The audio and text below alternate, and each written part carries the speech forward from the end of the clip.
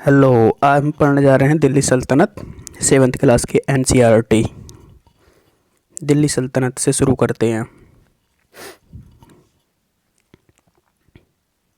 1206 से 1526 तक भारत पर शासन करने वाले 5 वंश के सुल्तानों के शासनकाल को दिल्ली सल्तनत, सल्तने हिंद, सल्तने दिल्ली कहा जाता है।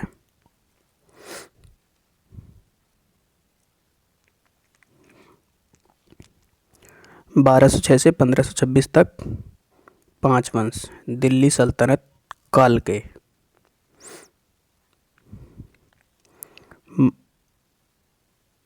पांच वंश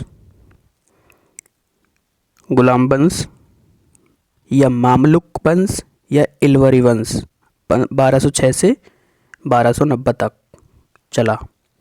खिलजी वंश 1290 से 1320 तक चला। तुगलक वंश 1320 से 1414 तक चला। सैयद वंश 1414 से 1451 तक चला। लोधी वंश 1451 से 1526 तक चला। इसके बाद फिर बाबर आ गया था, मुगल शुरू हो गए थे। देखते हैं पहला गुलाम वंश। गुलाम वंश प्रारंभिक इतिहासकारों ने इसे गुलाम वंश कहा क्योंकि इस वंश के कुछ शासक गुलाम रह चुके थे।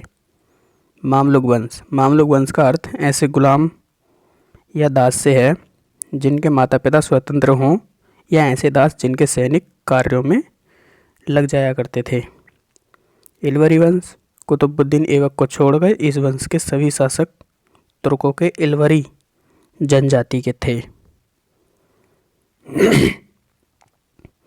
1206 ईस्वी में मोहम्मद गोरी की मृत्यु के बाद उसके संतानहीन होने के कारण उसके साम्राज्य को उसके 3 गुलामों ने आपस में बांट लिया।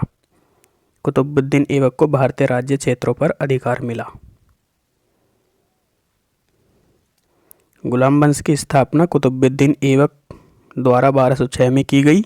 कुतुबुद्दीन ऐबक ने 1192 ईस्वी के तराइन के युद्ध में विजय प्राप्त करने में उसने मोहम्मद घोरी की विशेष सहायता की थी। कुतुबुद्दीन ऐबक मूलतः मोहम्मद घोरी का तुर्क दास था, पर उसकी योग्यता देखकर घोरी ने उसे दासता से मुक्त कर दिया था। गुलाम वंश का एक प्रमुख शासक इल्तुतमिश था, जिसने 40 गुलामों का संगठन बनाया था, जिसे तुर्कान-ए-चहलगानी के नाम से जाना जाता था। इल्तुतमिश ने इस संगठन की सहायता से विद्रोहियों का दमन कर गुलाम वंश की नींव को मजबूत करने का महत्वपूर्ण कार्य किया। इल्तुतमिश पहला तुर्क सुल्तान था जिसने शुद्ध अरबी सिक्के चलवाए। यह सिक्के 2 प्रकार के थे, चांदी और तांबा। चांदी के सिक्के को टका जबकि तांबे के सिक्के को जीतल कहा जाता था। इल्तुतमिश ने सिक्कों पर टकसाल के नाम अंकित करवाने की परंपरा को आरंभ किया। इल्तुतमिश ने सिक्कों पर टकसाल। अपनी मृत्यु के अंतिम दिनों में इल्तुतमिश अपने अधिकारियों को लेकर चिंतित था क्योंकि उसके सबसे योग्य पुत्र नसीरुद्दीन की मृत्यु हो चुकी थी। उसके बाकी के पुत्र अयोग्य थे। इल्तुतमिश ने अपनी पुत्री रजिया सुल्तान को अपना उत्तराधिकार नियुक्त कर दिया। रजिया सुल्तान 1236 से 1240 ईस्वी तक भारत की पहली मुस्लिम शासिका थी, किंतु रजिया सुल्तान के दिल्ली सल्तनत की गद्दी पर बैठने से प्राय सभी बड़े सरदार खुश नहीं थे, क्योंकि एक स्त्री को अपने शासक के तौर पर स्वीकार करना उसकी पौरुष के विरुद्ध था। रजिया को न केवल अपने भाइयों बल्कि शक्तिशाली तुर्क सरदारों के विरोध का भी सामना करना पड़ा। राज दरबार के सरदारों स्वयं वजीर ने भी रजिया के विरुद्ध षड्यंत्र प्रारंभ कर दिया, किंतु रजिया एक योग्य शासिका थी। उसने पुरुष वेशभूषा धारण करते हुए अपने शासन का संचालन किया। रजिया के विरुद्ध सबसे पहला संगठित विद्रोह सरहिंद के शासक अल्तुनिया ने किया, जिसमें रजिया पराजित हो गई। किंतु 1240 ईस्वी में रजिया ने अल्तुनिया से शादी करके उसे अपने पक्ष में कर लिया। किंतु कुछ ही समय बाद भटिंडा से दिल्ली जाते समय हरियाणा के कैथल के कुछ डाकुओं ने रजिया और उसके पति अल्तुनिया की हत्या कर दी। भटिंडा। इसके बाद गुलाम वंश के सबसे प्रसिद्ध सुल्तान के रूप में बलबन का नाम आता है, जिसने 1266 से 1286 तक दिल्ली सल्तनत के शासन का पद संभाला। बलबन एक योग्य प्रभावशाली शासक था। बलबन एक योग्य प्रभावशाली शासक था, जिसने न केवल मंगोलों के विद्रोह का दमन किया, बल्कि राजपूत के विरुद्ध भी कई सफल संघर्ष किए। बलबन ने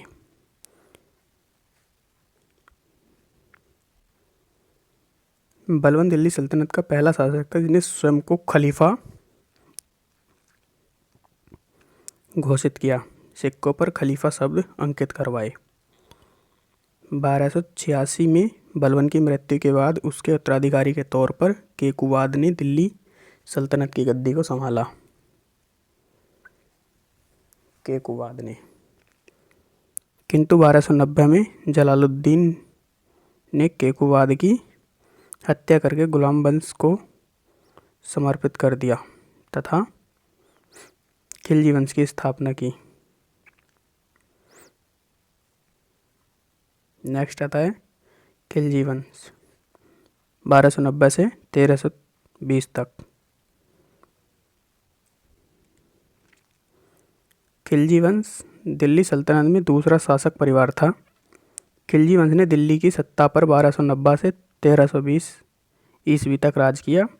हालांकि खिलजी कबीले लंबे समय से अफगानिस्तान में बसा हुआ था, लेकिन अपने पूर्ववर्ती गुलाम वंश की तरह यह भी मूलतः तुर्किस्तान का था।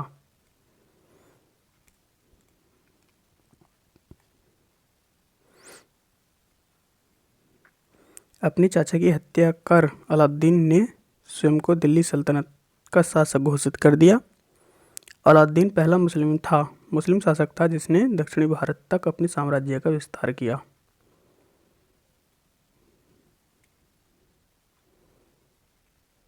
तेरह सौ 16 ईस्वी में अलाउद्दीन की मृत्यु के बाद उसका 6 वर्षीय पुत्र शिहाबुद्दीन उम्र खिलजी दिल्ली का सुल्तान बना, जिसने अलाउद्दीन के सेनापति मलिक काफूर के संरक्षण में दिल्ली पर का शासन संभाला।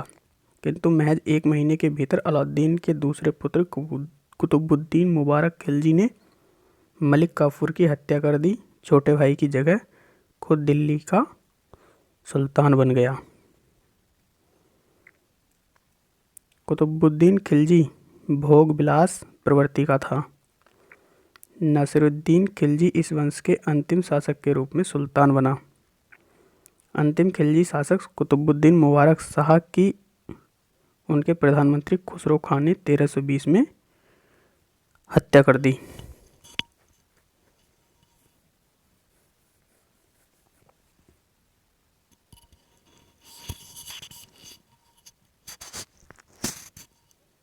बाद में तुगलक वंश के प्रथम शासक गयासुद्दीन तुगलक ने खुसरो खां से गद्दी छीन ली। तुगलक वंश की स्थापना हुई।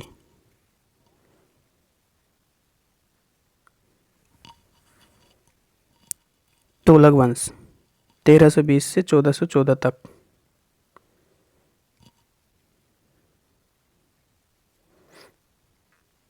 गयासुद्दीन तुगलक ने भारत में तुगलक वंश की स्थापना की। गयासुद्दीन तुगलक एक शक्तिशाली महत्वाकांक्षी शासक था। उसने दक्षिण में अपना नियंत्रण स्थापित किया था। गयासुद्दीन तुगलक ने सल्तनत शासकों में से सबसे पहले नहरों का निर्माण करवाया।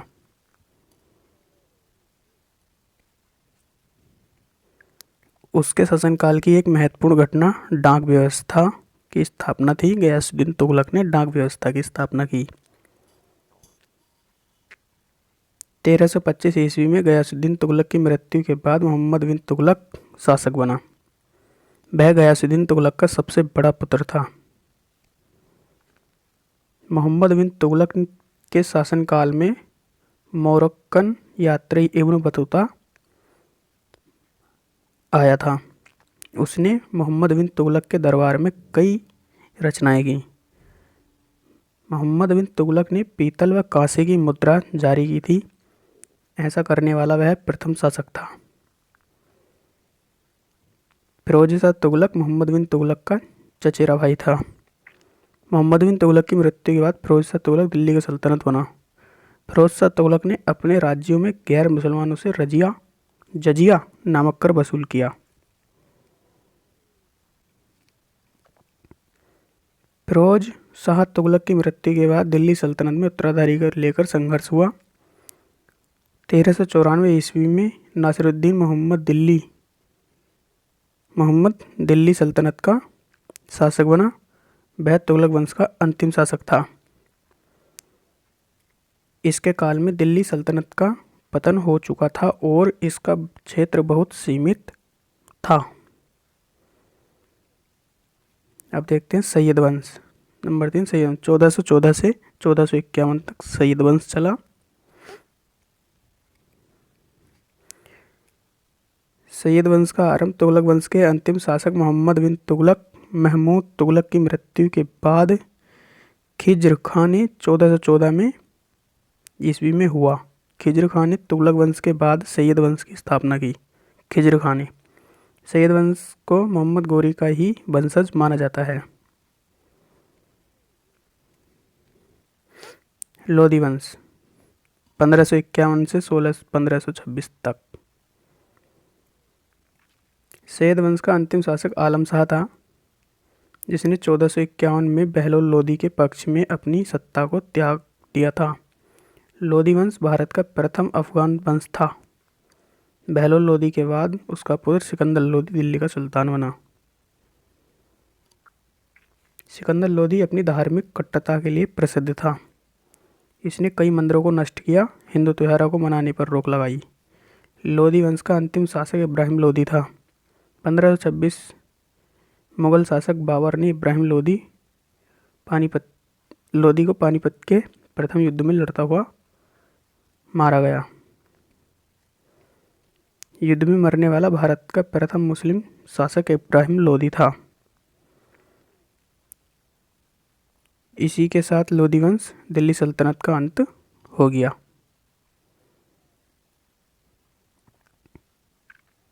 गुलाम वंश के शासकों का क्रम। फैक्ट।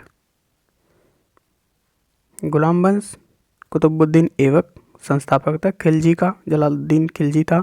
तुगलक का गयासुद्दीन तुगलक था। सैयद वंश का खिज्र खां था। लोधी वंश का बहलोल लोधी था। ध्यान रखना। फैक्ट। 4 वंश मूलतः तुर्क थे, जबकि अंतिम वंश लोधी वंश अफगान था। शुरू के जो 4 थे वो तुर्क थे और 5वां जो था वो लोधी वंश था, अफगान था। दिल्ली सल्तनत काल की समाप्ति कैसे हुई? 1526 मुगल शासक बाबर ने इब्राहिम लोधी को पानीपत के प्रथम युद्ध में लड़ता हुआ मारा गया। इसी के साथ लोधी वंश तथा दिल्ली सल्तनत का अंत हो गया। दिल्ली सल्तनत काल की सामाजिक व्यवस्था क्या थी?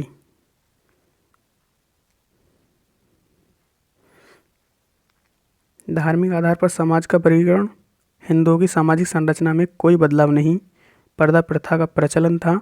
उच्च वर्ग की महिलाओं कम स्वतंत्र थीं। निम्न वर्ग की महिलाएं अधिक स्वतंत्र थीं। सती प्रथा और विधवा विवाह प्रतिबंधित था। विधवाओं पर का उनके पति की संपत्ति में अधिकार था। हिंदुओं और मुसलमानों के मध्य सांस्कृतिक अंतराल था।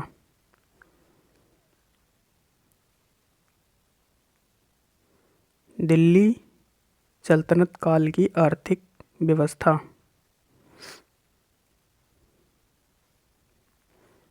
इस काल में व्यापार में वृद्धि हुई थी। मुद्रा प्रणाली प्रचलित थी। प्रमुख मुद्रा चांदी का टका था। सड़कें अच्छी स्थिति में थीं। धातु, कागज, वस्त्र उद्योग विकसित अवस्था में थे। विदेशी आयात वस्त्र था। निर्यात हाथीदांत मसाले। चीन व पश्चिमी एशिया के साथ विदेशी व्यापार भी था। दिल्ली सल्तनत काल की कृषि व्यवस्था क्या थी? किसानों को भूमि पर स्वामित्व नहीं था। सबसे छोटे किसान बलाहार कहलाते थे। धनी किसानों के वर्ग में खुत, मुकद्दम और चौधरी होते थे। ग्रामीण क्षेत्र में सबसे ऊपर राजा, रणका और रावत थे। उसके बाद रावत थे। कुएं सिंचाई के मुख्य साधन थे। कुओं से सिंचाई की तकनीकी गियर या सकिया प्रणाली कहलाती थी। गियर या सकिया प्रणाली 14वीं सदी में नहर सिंचाई विकसित हुई थी। गयासुद्दीन तुगलक प्रथम सुल्तान था नहर का निर्माण करवाने वाला। गयासुद्दीन तुगलक प्रथम सुल्तान था जिसने नहर का निर्माण करवाया। फिरोज शाह तुगलक प्रथम सुल्तान था जिसने सिंचाई कर प्रारंभ किया। हक ए सर्व कहा गया उसे। सल्तनत काल में रबी और खरीफ दोनों फसलें उगाई जाती थीं।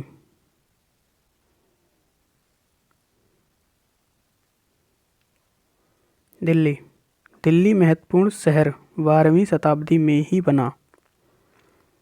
पहल तोमर राजपूतों के काल में दिल्ली किस साम्राज्य की राजधानी बनी?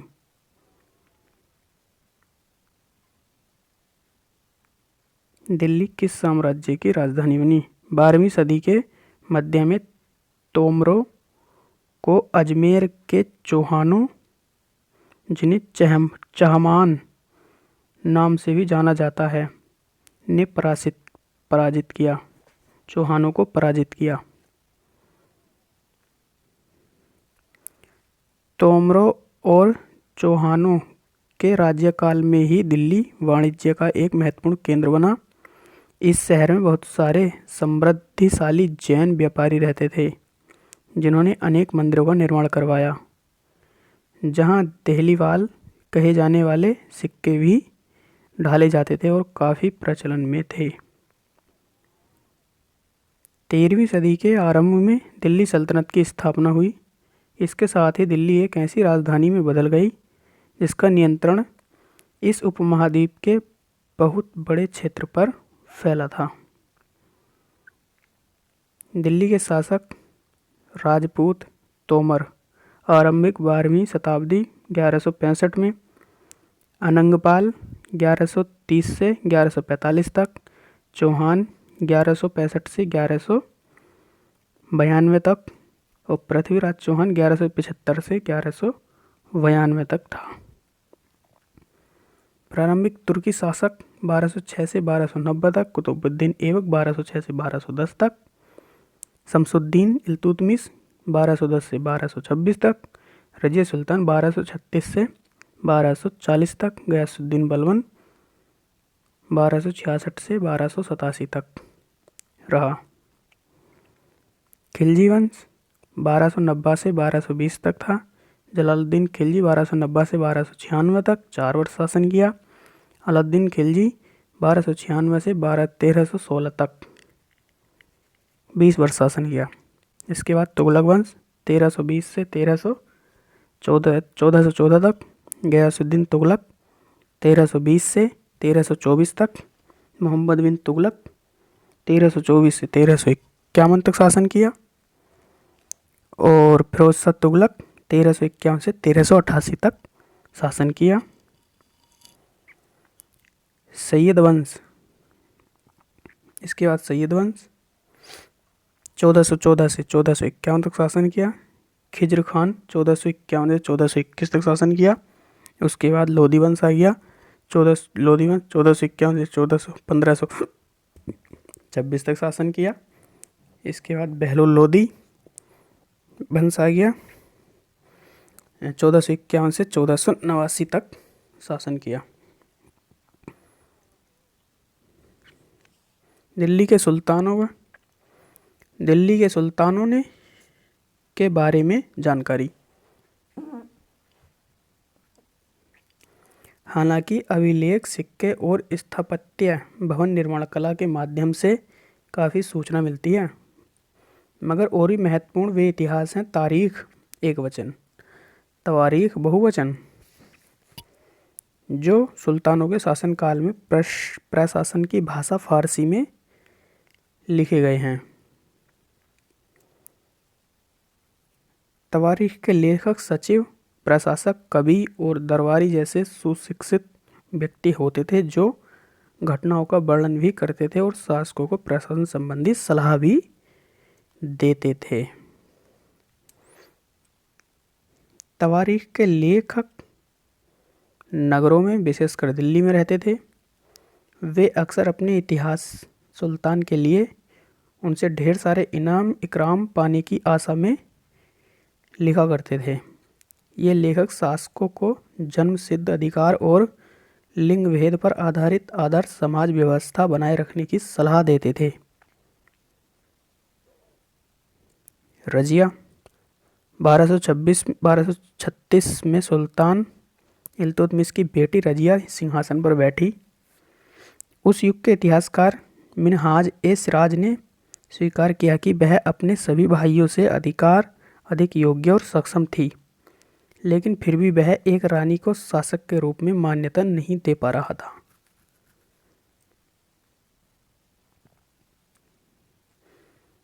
दरबारी जन भी उसके स्वतंत्र रूप से शासन करने की कोशिशों से प्रसन्न नहीं थे। सन 1240 में उसे सिंहासन से हटा दिया गया।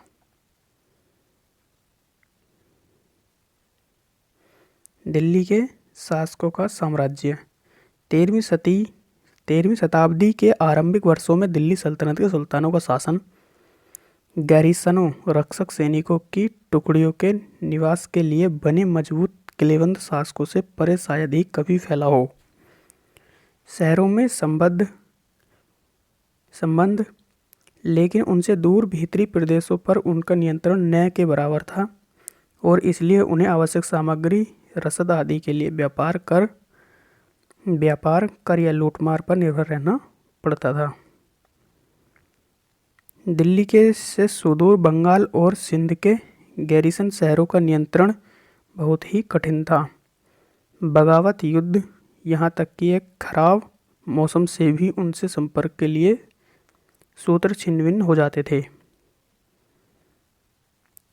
शासन को अफगानिस्तान से आने वाले हमलावरों और उन सूबेदारों से बराबर चुनौती मिलती रहती थी, जो जरा सी कमजोरी का आभास मिलते ही विद्रोह कर बैठे थे। इस चुनौती के चलते सुल्तान बड़ी मुश्किल से किसी तरह अपने आप को बचाए हुए थी। दिल्ली सल्तनत, इसका स्थापना गयासुद्दीन बलबन के शासनकाल में हुआ था और इसका विस्तार अलाउद्दीन खिलजी और मोहम्मद तुगलक राज्यकाल में हुआ। सल्तनत की भीतरी सीमाओं में जो अभियान चले, उनका लक्ष्य था गैरिसन शहरों की पृष्ठभूमि में स्थित भीतरी क्षेत्र की स्थिति को मजबूत करना। इन अभियानों के दौरान गंगा यमुना के दोआब से जंगलों को साफ कर दिया गया और शिकारी संग्राहकों, चरवाहों को उनके पर्यावास से खदेड़ दिया गया। वह जमीन किसानों को दे दी गई और कृषि कार्य को प्रोत्साहन दिया गया।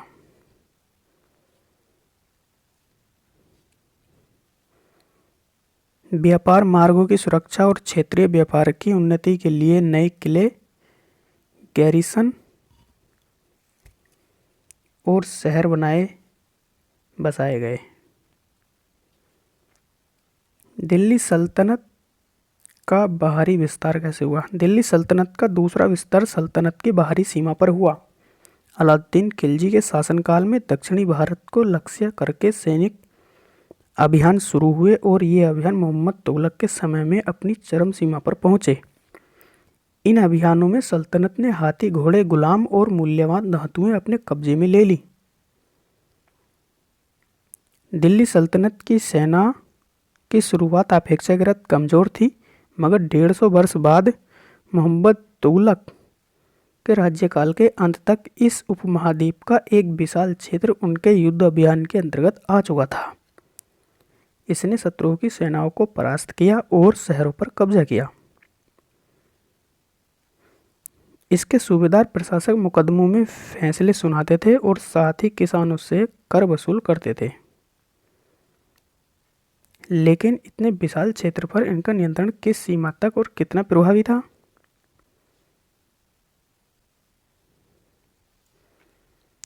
खिलजी और तुगलक वंश के अंतर्गत प्रशासन कैसा था?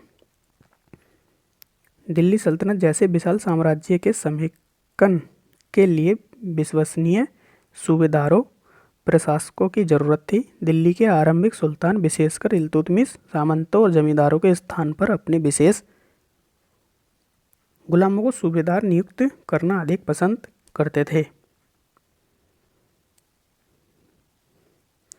इन गुलामों में बंदगा, गुलामों को फारसी में बंदगा कहा जाता था तथा उन्हें सैनिक सेवा के लिए खरीदा जाता था। उन्हें राज्य के कुछ बहुत ही महत्वपूर्ण राजनीतिक पदों पर काम करने के लिए सावधानी से प्रशिक्षित किया जाता था। वे चूंकि पूरी तरह अपने मालिक पर निर्भर होते थे, इसलिए सुल्तान भी विश्वास करके उन पर निर्भर हो सकते थे। खिलजी तथा तुगलक शासक वदगा का इस्तेमाल करते रहे, साथ ही अपने पर आश्रित निम्न वर्ग के लोगों को भी ऊंचे राजनीतिक पदों पर बैठाते रहे। ऐसे लोगों को सेनापति और सूबेदार जैसे पद दिए जाते थे, लेकिन इससे राजनीतिक अस्थिरता भी पैदा होने लगी। गुलाम और आश्रित अपने मालिकों और संरक्षकों के प्रति तो वफादार रहते थे, मगर उनके उत्तराधिकारियों के प्रति नए सुल्तानों के अपने नौकर होते थे। फलस्वरूप किसी नए शासक के सिंहासन पर बैठते ही नए और पुराने सरदारों के बीच टकराहट शुरू हो जाती थी। सुल्तान द्वारा निचले तबके के लोगों को संरक्षण दिए जाने के कारण उच्च वर्ग के कई लोगों को गहरा धक्का भी लगता था। फारसी तवारीख लेखकों ने निचले खानदानों के लोगों को ऊंचे पदों पर बैठाने के लिए दिल्ली के सुल्तानों से आलोचना भी की थी। पहले वाले सुल्तान की ही तरह खिलजी और तुगलक शासकों ने भी सेना नायकों को भिन्न भिन्न आकार की इलाकों के सूबेदारों के रूप में नियुक्त किया। ये इलाके इक्ता कहलाते थे और इन्हें संभालने वाले अधिकारी इक्तदार या मुफ्ती कहे जाते थे।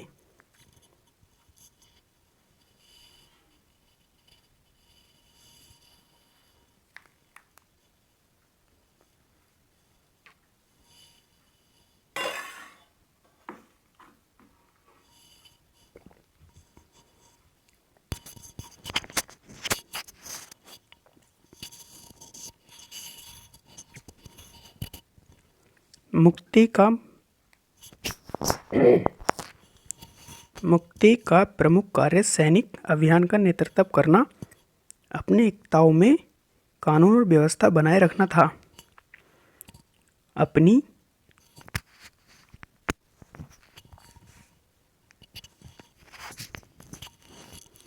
सैनिक सेवाओं के बदले वेतन के रूप में मुक्ति अपने इलाकों से राजस्व की वसूली किया करते थे।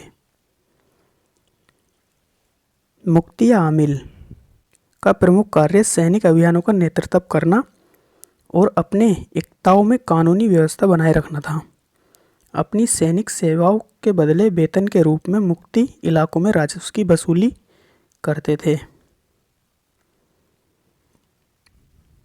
मुक्ति लोगों पर काबू रखने का सबसे प्रभावी तरीका था। उनका पद वंश परंपरावत से चले, उन्हें कोई भी इक्ता थोड़े थोड़े समय के लिए ही मिले, जिसके बाद उनका स्थानांतरण कर दिया जाए। सुल्तान अलाउद्दीन खिलजी और मोहम्मद तुगलक के शासनकाल में नौकरी के इन कठोर नियमों का बड़ी सख्ती से पालन होता था। मुफ्ती आमिल लोगों द्वारा एकत्र किए गए राजस्व की रकम का हिसाब लेने के लिए राज्य द्वारा लेखा अधिकारी नियुक्त किए जाते थे। इस बात का ध्यान रखा जाता था कि मुफ्ती राज्य द्वारा निर्धारित कर ही वसूलें और तय संख्या के अनुसार सैनिक रखें। बाद ही वह पूरा क्षेत्र फिर से स्वतंत्र हो गया था।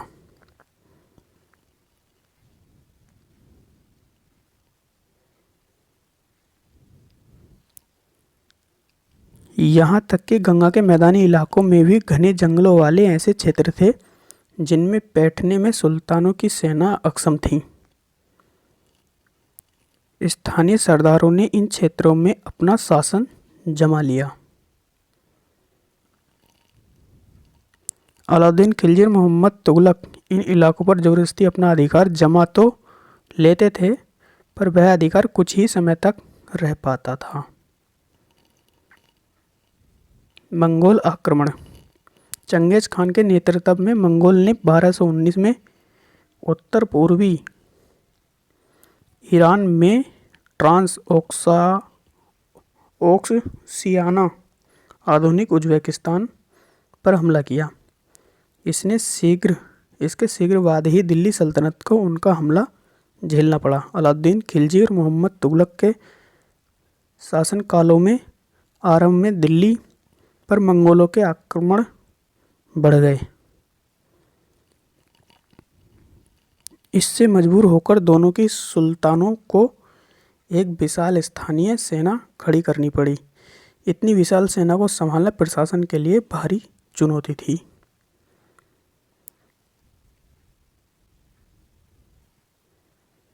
इन तमाम असफलताओं की गिनती करने में हम भूल जाते हैं कि सल्तनत के इतिहास में पहली बार दिल्ली के किस सुल्तान ने मंगोल क्षेत्र को जीतने के अभियान की योजना बनाई थी।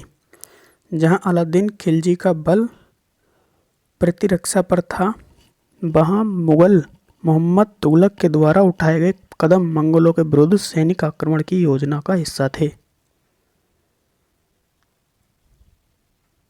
नंबर 4, मुगल साम्राज्य।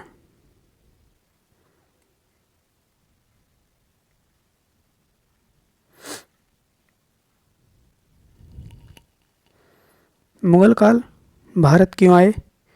मुगलों में सबसे पहले बाबर भारत आया। दरअसल बाबर फरगना का शासक था। बाबर के पिता की मृत्यु के बाद फरगना का इसका उत्तराधिकारी छीन लिया गया। फरगना का शासक छिन जाने के बाद बाबर ने काबुल में शरण ले ली।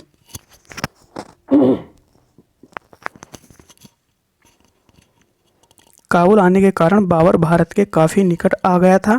उसने भारत की संपन्नता के बारे में काफ़ी चर्चा सुनी थी। इसी कारण बाबर भारत की ओर आकर्षित हुआ। हालांकि इस दौरान बाबर ने अपने साम्राज्य फरगना को पुनः प्राप्त करने की बहुत कोशिश की थी, किंतु असफल रहा। अतः फरगना पुनः प्राप्त न करने की व्यवस्था तथा भारत की संपन्नता से प्रभावित होकर बाबर ने भारत की ओर अपना रुख किया। भारत में मुगल वंश की नींव रखी। भारत में मुगलों का आगमन। भारत में मुगल वंश का संस्थापक बाबर बना। बाबर ने 1520 ईस्वी से लेकर 1524 तक भारत पर 4 बार आक्रमण किया था। 1525 में 5वें आक्रमण से उसे सफलता मिली।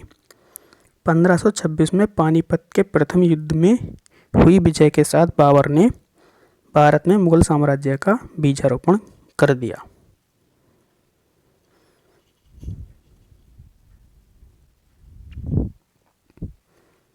मुगल साम्राज्य 1526 में शुरू हुआ और 19वीं शताब्दी के मध्य में समाप्त हुआ। मुगल काल का पहला शासक बाबर था। मुगल काल का अंतिम शासक बहादुर शाह जफर द्वितीय सितंबर 1857 तक रहा। 16वीं शताब्दी के युद्धों में तोप और गोलाबारी का पहली बार इस्तेमाल बाबर ने इनका पानीपत की पहली लड़ाई में प्रभावी ढंग से प्रयोग किया।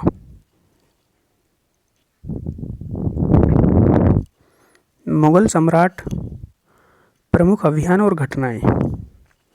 बाबर 1526 में पानीपत के मैदान में इब्राहिम लोदी उसके अफगान समर्थकों को हराया। 1527 में खानवा में राणा सांगा राजपूत राजा और उनके समर्थकों को हराया। 1528 में चंदेरी में राजपूतों को हराया। अपनी मृत्यु से पहले दिल्ली और आगरा में मुगल नियंत्रण स्थापित किया। हुमायूं 1530 से 1540 तक और 1555 से 1556 तक रहा। हुमायूं ने अपने पिता की वसीयत के अनुसार जायदाद का बंटवारा किया। प्रत्येक भाई को एक एक प्रांत मिला। उसके भाई मिर्जा कामरान की महत्वाकांक्षाओं के कारण हुमायूं ने अपने अफगान प्रतिद्वंदी के सामने फीका पड़ गया। शेर खान ने हुमायूं को 2 बार हराया, 1539 में चौसा में, 1540 में कन्नौज में। इन पराजयों ने उसे ईरान की ओर भागने को बाध्य कर दिया। ईरान में हुमायूं ने सफाविद शाह की मदद ली। उसने 1555 में दिल्ली पर पुनः कब्जा कर लिया, परंतु उसने अगले वर्ष इस इमारत में एक दुर्घटना में उसकी मृत्यु हो गई।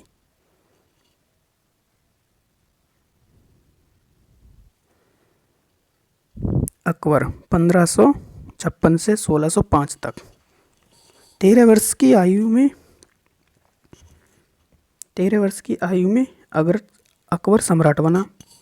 उसके शासनकाल को 3 अवधियों में विभाजित किया जा सकता है। 1516, 1556 और 1570 के मध्य अकबर अपने संरक्षण, बैरम खान और अपने घरेलू कर्मचारियों से स्वतंत्र हो गया। उसने सूरी और अन्य अफगानी निकटवर्ती राज्यों मालवा, गोंडवाना, अपने सौतेले भाई मिर्जा हाकिम और उज़्बेकों के विद्रोह को दबाने के लिए सैन्य अभियान चलाए। 1568 में सिसोदिया की राजधानी चित्तौड़ और 1569 में रणथंभौर पर कब्जा कर लिया।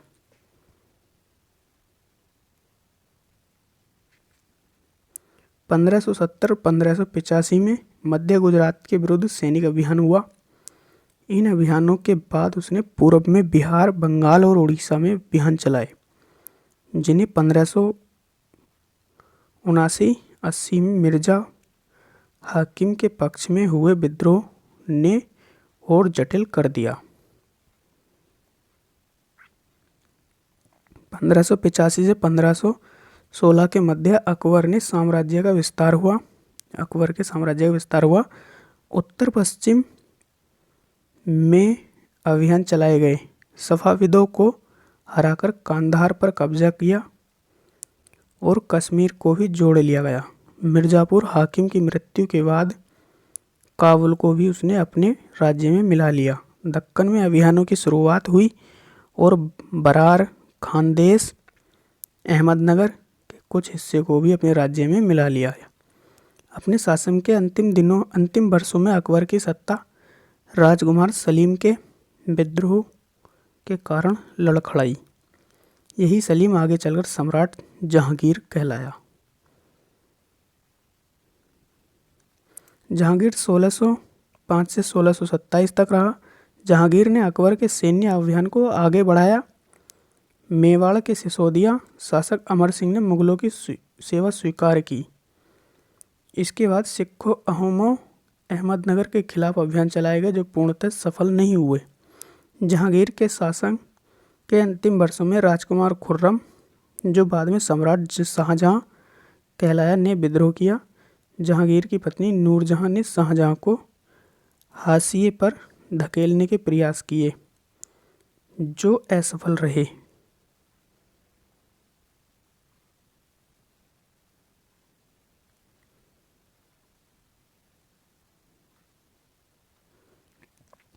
शाहजहां 1627-1658 तक रहा। दक्कन में शाहजहां ने अभियान जारी रहे। अफगान अभिजात खान जहान लोदी ने विद्रोह किया और वह पराजित हुआ। अहमदनगर के विरुद्ध अभियान हुआ जिसमें बुंदेलों की हार हुई और ओरछा पर कब्जा कर लिया गया। उत्तर पश्चिम में बल्ख पर कब्जा करने के लिए उजबेकों के विरुद्ध अभियान हुआ जो असफल रहा। परिणाम स्वरूप कांधार सफाविदों के हाथों में चला गया। 1632 ईस्वी में अंततः अहमदनगर को मुगलों के राज्य में मिला लिया गया और बीजापुर की सेनाओं ने सुलह के लिए निवेदन किया। 1657-1658 में शाहजहां ने पुत्रों के बीच उत्तराधिकार को लेकर झगड़ा शुरू हो गया। इसमें औरंगजेब की विजय हुई और दारा शिकोह समेत उसके 3 भाइयों को मौत के घाट उतार दिया गया। शाहजहां को उसकी शेष जिंदगी के लिए आगरा में कैद कर दिया गया। औरंगजेब 1658 से 1707 तक शासन किया। 1663 में उत्तर पूर्वी में अहोमों की पराजय हुई, परंतु उन्होंने 1680 में पुनः विद्रोह किया। उत्तर पश्चिम में यूसुफजई और सिखों के विरुद्ध अभियान को असफलता मिली। मारवाड़ के राठौड़ राजपूतों ने मुगलों के खिलाफ विद्रोह किया। इसका कारण था कि आंतरिक राजनीति और उत्तराधिकार के मामले में मुगलों का हस्तक्षेप। मराठा सरदार शिवाजी के विरुद्ध मुगल अभियान प्रारंभ में सफल रहे, परंतु औरंगजेब ने शिवाजी का अपमान किया और शिवाजी आगरा स्थित मुगल कैदखाने से भाग निकले। उन्होंने अपने को स्वतंत्र शासक घोषित करने के बाद मुगलों के विरुद्ध पुनः अभियान चलाया। राजकुमार अकबर ने औरंगजेब के विरुद्ध विद्रोह किया, जिसमें उसे मराठों और दक्कनों की सल्तनत का सहयोग मिला। अंततः वह सफाविद ईरान भाग गया।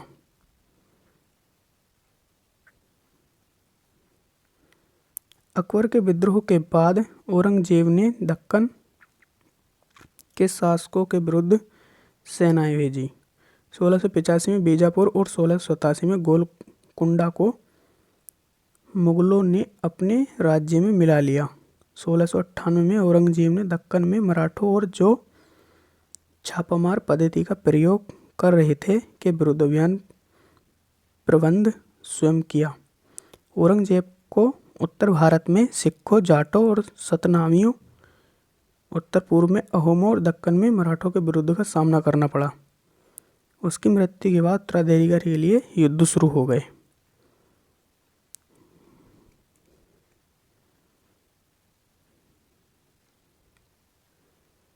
मुगल कौन थे?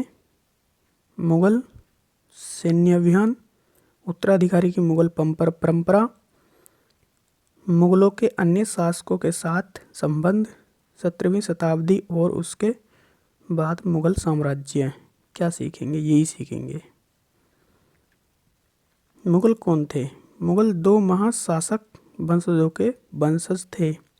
2 महान शासक वंशजों के वंशज थे। माता की ओर से वे चीन और मध्य एशिया के मंगोल शासक चंगेज खान के उत्तराधिकारी थे। पिता की ओर से ईरान, इराक, वर्तमान तुर्की के शासक तैमूर के वंशज थे। परंतु मुगल अपने को मंगोल कहलवाना पसंद नहीं करते थे। ऐसा इसलिए था क्योंकि चंगेज खान से जुड़ी स्मृतियां सैकड़ों व्यक्तियों के नरसंहार से थीं। दूसरी तरफ मुगल तैमूर के वंशज होने पर गर्व का अनुभव करते थे, क्योंकि उनके महान पूर्वजों ने 1398 में दिल्ली पर कब्जा किया। मुगल सैन्य अभियान। प्रथम मुगल शासक बाबर 1526 से 1530 ने जब 1494 में फरघाना राज्य का उत्तराधिकारी प्राप्त किया तो उसकी उम्र केवल 12 वर्ष की थी। मंगोलों की दूसरी शाखा उजबेकों के आक्रमण के कारण उसे अपनी पैतृक गद्दी छोड़नी पड़ी। अनेक वर्षों तक भटकने के बाद 1504 में काबुल पर कब्जा कर लिया। उसने 1526 में दिल्ली के सुल्तान इब्राहिम लोदी को पानीपत के युद्ध में हराया, दिल्ली और आगरा को अपने कब्जे में कर लिया। उत्तराधिकारी मुगल परंपराएं। मुगल ज्येष्ठाधिकारी के नियम में विश्वास नहीं करते थे, जिसमें ज्येष्ठ पुत्र अपने पिता के राज्य का उत्तराधिकारी होता था। इसके विपरीत उत्तराधिकारी वे मुगल और तैमूर वंश की प्रथा को अपनाते थे, जिसमें उत्तराधिकारी का विभाजन समस्त पुत्रों में कर दिया जाता था।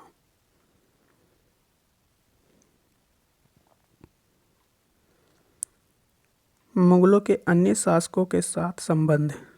मुगलों ने उन शासकों के विरुद्ध लगातार अभियान किए जिन्होंने उनकी सत्ता को स्वीकार करने से इनकार कर दिया। जब मुगल शक्तिशाली हो गए तो अन्य कई शासकों ने स्वेच्छा से उनकी सत्ता स्वीकार कर ली। राजपूत इसका एक अच्छा उदाहरण है। अनेकों ने मुगल घराने में अपनी पुत्रियों के विवाह करके उच्च पद प्राप्त किए, परंतु कईयों ने विरोध भी किया। सिसोदिया राजपूत लंबे समय तक मुगलों की सत्ता में स्वीकार करने से इनकार करते रहे, परंतु जब वे हारे तो मुगलों ने उनके साथ सम्माननीय व्यवहार किया और उन्हें उनकी जागीरें वतन जागीर के रूप में वापस कर दी। पराजित करने परंतु अपमानित न करने के बीच सावधानी से बनाए गए संतुलन की वजह से मुगल भारत के अनेक शासकों और सरदारों पर अपना प्रभाव बढ़ा पाए। मनसबदार और जागीरदार ये क्या थे? जैसे जैसे साम्राज्य में विभिन्न क्षेत्र सम्मिलित होते गए, वैसे वैसे मुगलों ने तरह तरह के सामाजिक समूहों में सदस्यों को प्रशासन में नियुक्त करना आरंभ किया।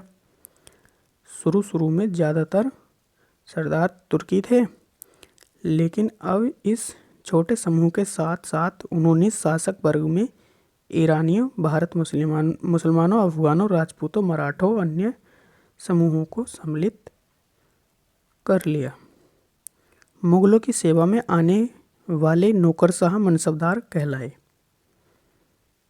मुगलों की सेवा में आने वाले नौकरशाह मनसबदार कहलाए। मनसबदार शब्द का प्रयोग ऐसे व्यक्तियों के लिए होता था जिन्हें कोई मनसब यानी कोई सरकारी हैसियत पद मिलता था। यह मुगलों द्वारा चलाई गई श्रेणी व्यवस्था थी, जिसके द्वारा पद, वेतन, सैन्य उत्तराधिकारी निर्धारित किए जाते थे। मनसबदार अपना वेतन राजस्व एकत्रित करने वाली भूमि के रूप में पाते थे, जिन्हें जागीर कहते थे। परंतु मनसबदार अपने जागीर पर नहीं रहते थे और न ही उन पर प्रशासन करते थे। उनके पास अपनी जागीरों से केवल राजस्व एकत्रित करने का अधिकार था। यह राजस्व उनके नौकर करने के लिए एकत्रित करते थे, जबकि वे स्वयं देश के किसी अन्य भाग में सेवारत रहते थे। अकबर के शासनकाल में इन जागीरों का सावधानीपूर्वक आकलन किया जाता था ताकि इनका राजस्व मनसबदार के वेतन के तकरीबन बराबर रहे। औरंगजेब के शासनकाल तक पहुँचते पहुँचते स्थिति बदल गई। अब प्राप्त राजस्व मनसबदार के वेतन से बहुत कम था। मनसबदारों की संख्या में भी अत्यधिक वृद्धि हुई, जिसके कारण उन्हें जागीर मिलने से पहले एक लंबा इंतजार करना पड़ा। इन कारणों से जागीरों की संख्या में कमी हो गई। फलस्वरूप कई जागीरदार जागीर रहने पर यह कोशिश करते थे कि वे जितना राजस्व वसूल कर सकेंगे कर लें। अपने शासनकाल के अंतिम वर्षों में औरंगजेब ने इन परिवर्तनों पर नियंत्रण नहीं रख पाया। इस कारण किसानों को अत्यधिक मुसीबत का सामना करना पड़ा। मुगलों की आमदनी का प्रमुख साधन किसानों की उपज से मिलने वाला राजस्व था। अधिकतर स्थानों पर किसान ग्रामीण कुलीनों यानी कि मुखिया स्थानीय सरदारों के माध्यम से राजस्व देते थे।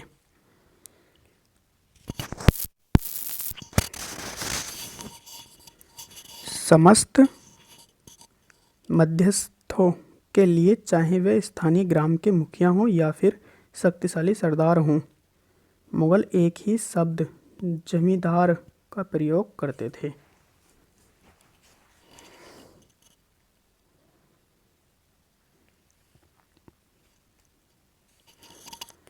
अकबर के राजस्व मंत्री टोडरमल ने 10 साल 1570 से 1580 की कालावधि के लिए कृषि की पैदावार, कीमतों और कृषि भूमि का सावधानीपूर्वक सर्वेक्षण किया। इन आंकड़ों के आधार पर प्रत्येक फसल पर नकद के रूप में कर निश्चित कर दिया गया। प्रत्येक सूबेदार को राजस्व मंडलों में बांट दिया गया। प्रत्येक की हर फसल के लिए राजस्व दर की अलग सूची बनाई गई। राजस्व प्राप्ति करने की इस व्यवस्था को जब्त कहा जाता था। यह व्यवस्था उन स्थानों पर प्रचलित थी जहां पर मुगल प्रशासक अधिकारी भूमि का निरीक्षण कर सकते थे और सावधानीपूर्वक उनका हिसाब रख सकते थे। कुछ क्षेत्रों में जमींदार इतने शक्तिशाली थे कि वे मुगल प्रशासकों द्वारा शोषण किए जाने की स्थिति में वे विद्रोह कर सकते थे। कभी कभी एक ही जाति के जमींदार और किसान मुगल सत्ता के खिलाफ मिलकर विद्रोह कर देते थे। 17वीं शताब्दी के आखिर से ऐसे किसान विद्रोह ने मुगल साम्राज्य के स्थायित्व को चुनौती दी।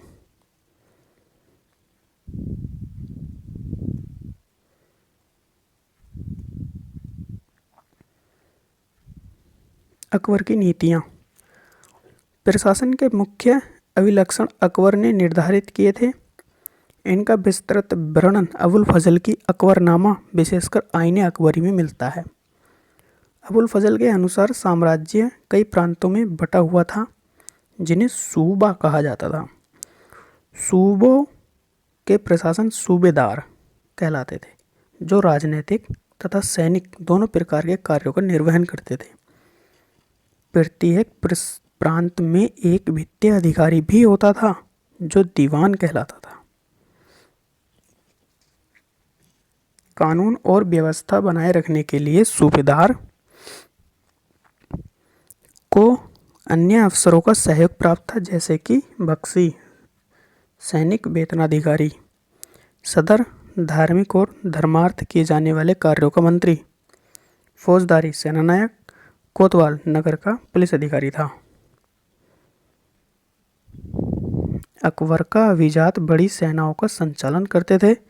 बड़ी मात्रा में वे राजस्व खर्च कर सकते थे। जब तक वे वफादार रहे, साम्राज्य का कार्य सफलतापूर्वक चलता रहा, परंतु 17वीं सदी के अंत तक कई अभिजातों ने अपने स्वतंत्र आने वाले बाने बुन लिए थे।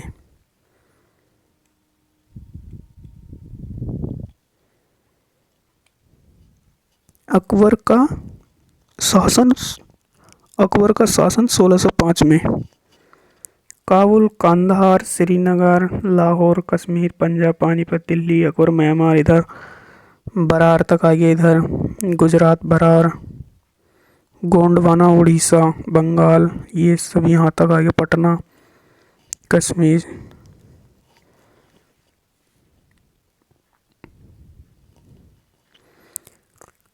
सत्रहवीं शताब्दी में और उसके बाद का मुगल साम्राज्य के प्रशासनिक और सैनिक कुशलता के फलस्वरूप आर्थिक और वाणिज्यिक समृद्धि में वृद्धि हुई। विदेशी यात्रियों ने इसे धनी देश बताया, परंतु यही यात्री इसे प्रचुरता के साथ मिलने वाली दरिद्रता को देखकर विस्मित रह गए। सामाजिक असमानता साफ दिखाई पड़ती थी। शाहजहां के शासनकाल के दस्तावेजों से हमें पता चलता है कि कुछ मनसबदारों की एक छोटी संख्या 5-6% को ही साम्राज्य के अनुमानित राजस्व का 61.5% वेतन के रूप में दिया जाता था। मुगल सम्राट और उसके मनसबदार अपनी आय का बहुत बड़ा भाग वेतन और वस्तुओं पर लगा देते थे। इस खर्चे से शिल्पकारों किसानों को लाभ होता था, क्योंकि वे वस्तुओं और फसल की पूर्ति करते थे। परंतु राजस्व का भार इतना था कि प्राथमिक उत्पादों, किसानों और शिल्पकारों के पास निवेश के लिए बहुत कम धन बचता था।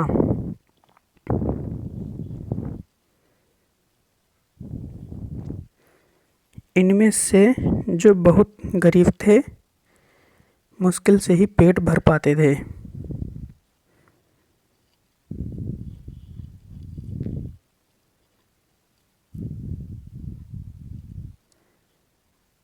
वे उत्पादन शक्ति बढ़ाने के लिए अतिरिक्त संसाधनों में, औजारों और अन्य वस्तुओं में निवेश करने की बात भी नहीं सोच सकते थे। ऐसी अर्थव्यवस्था में ज़्यादा धनी किसान, शिल्पकारों के समूह, व्यापारी और महाजन ज़्यादातर लाभ मिलता था या उठा लेते थे।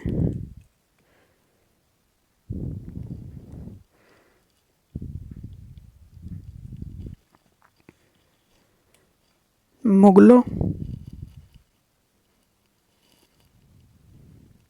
के कुलीन वर्ग के हाथों में बहुत धन और संसाधन थे, जिनके कारण 17वीं सदी के अंतिम वर्ष में अत्यधिक शक्तिशाली हो गए। जैसे जैसे मुगल सम्राट की सत्ता पतन की ओर बढ़ती गई, वैसे वैसे विभिन्न क्षेत्रों में सम्राट के सेवक स्वयं ही सत्ता के शक्तिशाली केंद्र बनने लगे।